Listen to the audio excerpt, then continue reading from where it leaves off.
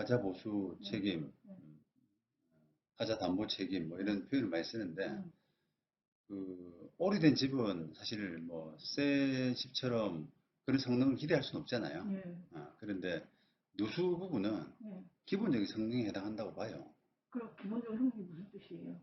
그러니까 이제 비가 웬만큼 와도 견뎌야 되는 거죠, 집이. 어.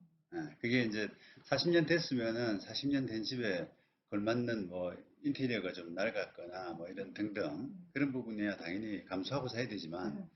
비가 오는 것까지 세게 되면은 그거는 기본 성능에 모자란다고 보는 거거든요. 그럼 저희 책임이 있다. 그렇죠. 네. 책임이 기본적으로 있다 이렇게 보고 음. 그다음에 지금 비가 안 새는데 샌다고 그런 상황은 아니지 않습니까? 사실이죠. 그죠? 음. 그러니까 이제 그거는 상대방 행동은 기본적으로 본인의 그 성격에 불구하고 정당한 어필이에요. 네. 그래서 해주긴 해줘야 되는데 네.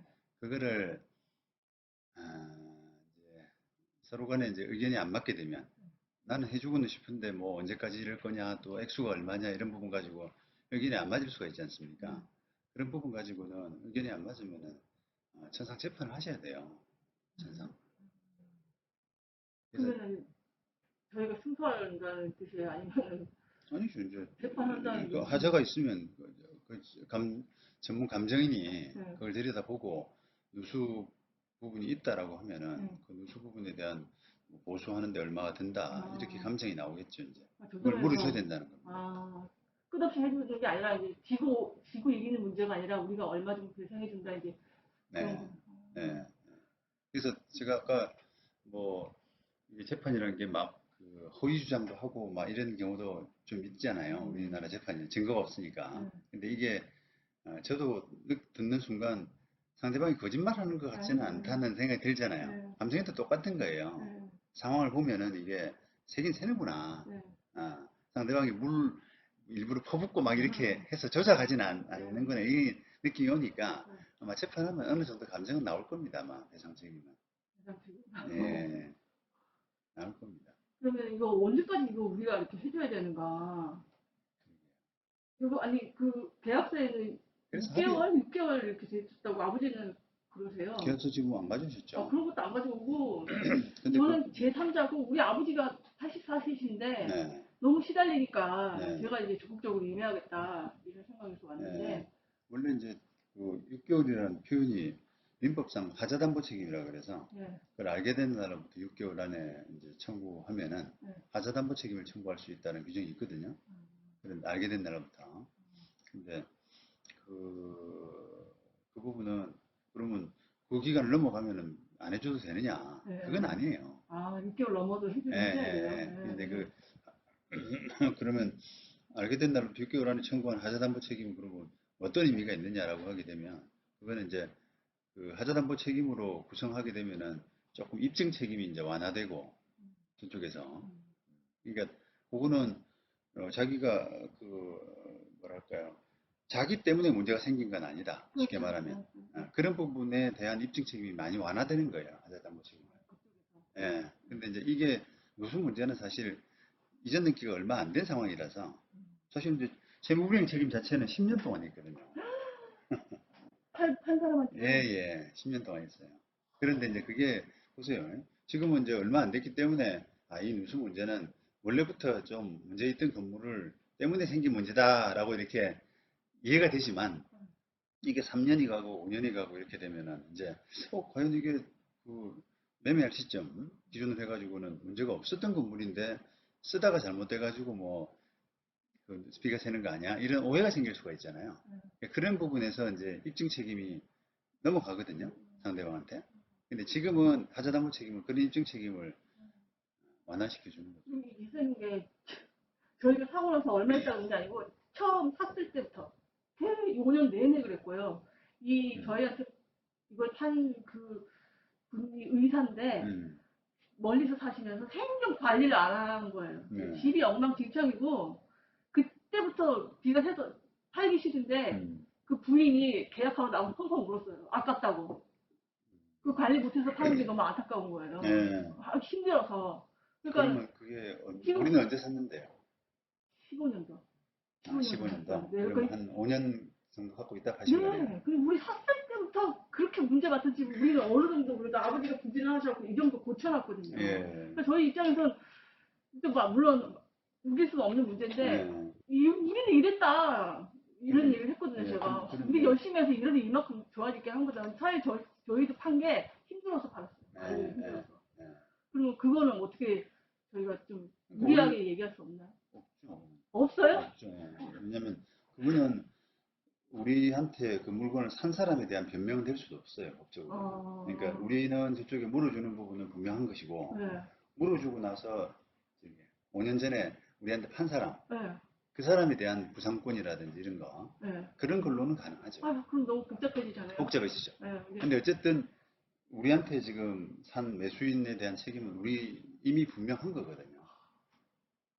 그러니까 옛날부터 그랬다라고 하는 거 가지고 네, 알겠습니다. 면책이 될 수는 없다는 겁니다.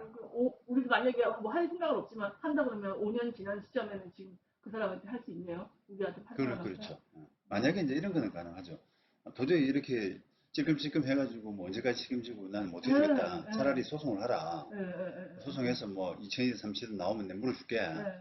그렇게 만약에 한다 그러면 상대방 소송 들어올 수도 있잖아요. 네. 그러면 그 소송에서 우리한테 판 사람을 소송 고지라는 형식으로 소송 끌어들이는 고지라는 거예요. 형식으로 끌어들여 가지고 내가 물어주게 되면은 나는 당신한테 청구할 수 있다. 라고 해서 손해를 좀 분담하는 그 재판에서. 이게 뭐 내가 뭐 잘못해가지고 생긴 거냐 5년 동안에 그런 이야기죠 이제. 다행히 이제 아직은 우리가 그 사람한테 청구할 수 있는 시간이 남아 있잖아요. 아까 제가 10년이라고 말씀드렸지 않습니까? 예, 많이 놀라셨는데 그게 이제 그 사람 입장에서 놀라는 거예요. 팔고 나서 지금 5년씩이나 됐는데 내가 또 책임져야 돼? 책임져야 돼요. 예, 우리 어머니가 또 하시는 그때 1억 부동산이 막 급등할 때 팔았어요 작년에. 예, 그리고 이게 다소 비싼 값이 아니고 좀 싸게 파는 거예요 사실 객관적으로 봤을 때도. 근데 또 1억을 깎는 거예요. 깎아주셨어요. 저희 어머니는 1억 깎아줬는데 그거 가지고 땡치면 되지 이렇게까지 난리를 친다. 그래서 이제 우리 그거는 말 못하죠. 아니 이제 우리 계약관계가 이제 그만큼 되게 어떻게 보면 어리숙하고 합리적이지 못한 게 사실은 이제 뭐 깎아주는 부분에 대해서 왜 깎아주는지 네. 건물이 노후되고 뭐 누수 부분도 있고 하니까 그쪽에서 그걸 다 책임지는 앞으로 문제를 안 삼기로 하는 그런 조건으로 얼마를 깎아준다라는 그런 부분이 거 전혀 없었어요. 아니 그러니까 그런 부분이 계약서에 들어가 있으면은 문제가 없지 않습니까? 근데 그거를 뭐 중개하는 사람들이 남겨놓질 않거든요. 설사 그랬다고 하더라도. 그러면 이제 새로 문제가 되는 거예요. 누수되면은 또 해줘 이렇게 하면 뭔 소리야? 옛날에 그것 때문에 깎아줬는데 증거가 없잖아요. 근데 이거 너무 전화를 해대고 막 너무 사람 극성이다 싶으니까 이제 슬슬 이제 감정이 나빠지는 거예요. 예, 뭐 그냥 네, 뭐. 그런데 이거 봐가지고 우리 아버지는 되게 간단하게 생각하시는 거예요. 요번에 가서 해줬으니까 이제 자기가 아버지가 문자로 날리겠다는 거 이제 더 이상 해줬으니까 그게 증거가 된다 이런 막 아버지 생각이시지 가서 물어보겠다. 그러니까 무슨 증거가 돼? 문자로 내 이만큼 해줬으니까 이제 됐지 않았냐 6개월 지났고 이런 식의 문자를 아버지가 아, 보내시는 6개월. 네, 6개월은 의미 없다고 말씀드렸죠. 네. 그러니까 아버지가 그러면 가는 김에 그 법 조항이 나와 있는 거 하나 인쇄해달라고 해라. 네, 있어요. 예. 네. 그거 하나 인쇄해줬습니다. 네, 네. 단톡방 열려 있나요? 좀 보여드릴게요.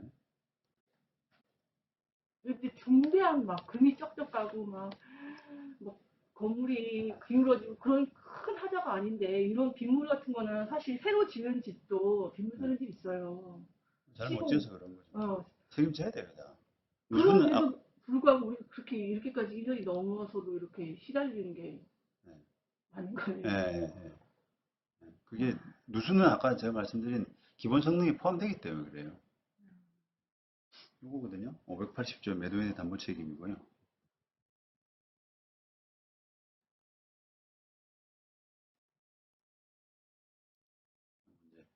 매도인의 담보 책임은 그 매수인이 그 사실을 안 날로부터 6개월 내 행사해야 된다라고 하는 부분이 있습니다. 그 6개월 그거를 아버지가 6개월만 해주면 되는데 이렇게 잘못 아셨나 봐요. 예, 그러니까 요것만 보면 이제 그렇게 되는데 네. 이게 아니라 이제 6개월이 넘은 경우, 안 날로부터 6개월이 넘어서 행사하는 경우에는 그냥 일반 채무불이행 책임으로 들어가요.